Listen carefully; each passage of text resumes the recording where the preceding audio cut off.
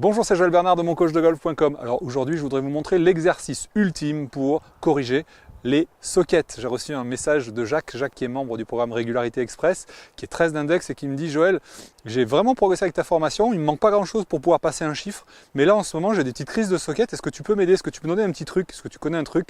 Oui, je connais un truc, mais juste avant je voudrais vous expliquer ce que c'est qu'une socket.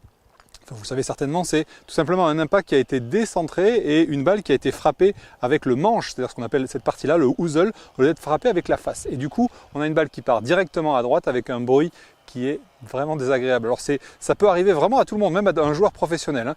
Comme je vous ai dit, c'est une petite erreur de 2 cm et je vais vous montrer tout de suite pourquoi. Alors juste avant de vous montrer l'exercice ultime pour vous corriger des sockets, je voudrais vous expliquer d'où vient le problème. Alors le problème, vous l'avez vu juste avant, c'est qu'on vient frapper avec le houzel du club, c'est-à-dire le manche ici, au lieu de taper avec la face. Donc il suffit d'avoir un petit décalage de 2 cm.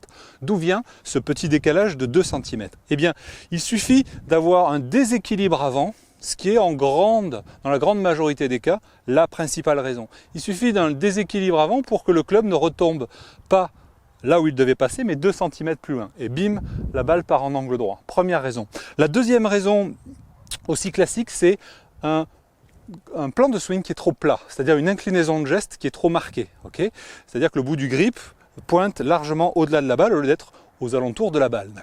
Lorsqu'on est trop plat, eh bien, le club revient plus loin. Lorsqu'on est trop vertical, le club revient plus près. Ce qui fait qu'on tape sur la pointe quand on est trop vertical et qu'on tape sur le talon quand on est trop plat. Et ça arrive à qui? Ça arrive souvent aux seniors ou aux dames qui tapent beaucoup de bois de parcours. Vous savez, qui vont jouer en deuxième coup, en troisième coup, un bois 3, un bois 5, etc.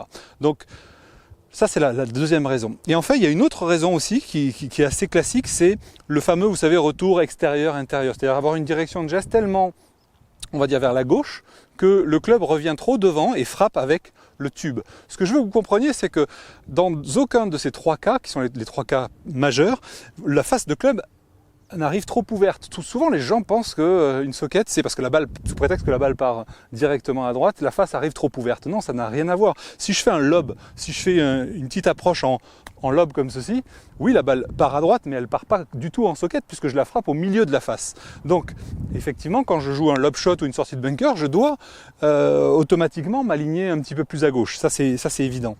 Mais ça n'a rien à voir avec une faute de contact qu'est la socket. Alors, comment s'en débarrasser facilement? Comment éviter justement d'avoir ce décalage de 2 cm?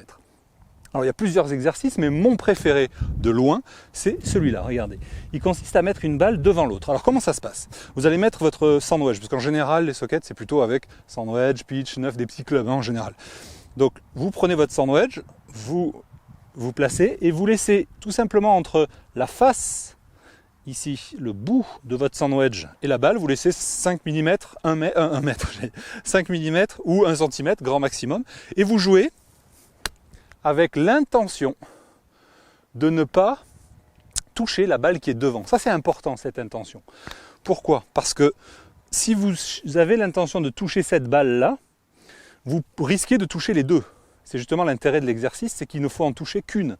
Et si on touche au bon endroit, on ne prend pas l'autre. Ça veut dire que votre intention, j'insiste, c'est de ne pas toucher la balle avec la pointe du club, de ne pas toucher cette balle-là avec la pointe du club. C'est parti, je joue avec cette intention-là.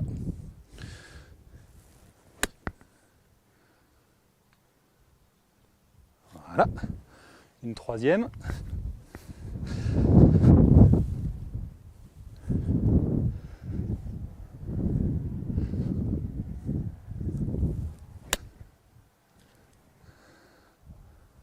Oh, elle est pas mal celle-là.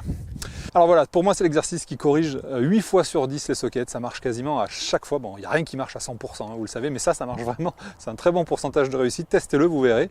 Et peut-être que les sockets ne sont pas forcément votre problème dominant.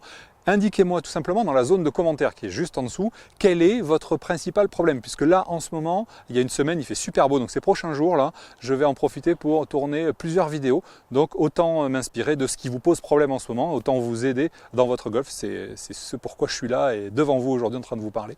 Donc allez-y, commentez, mettez dans la zone de commentaires ce qui vous pose problème en ce moment. Je vous dis à très bientôt dans une prochaine vidéo. Bye bye.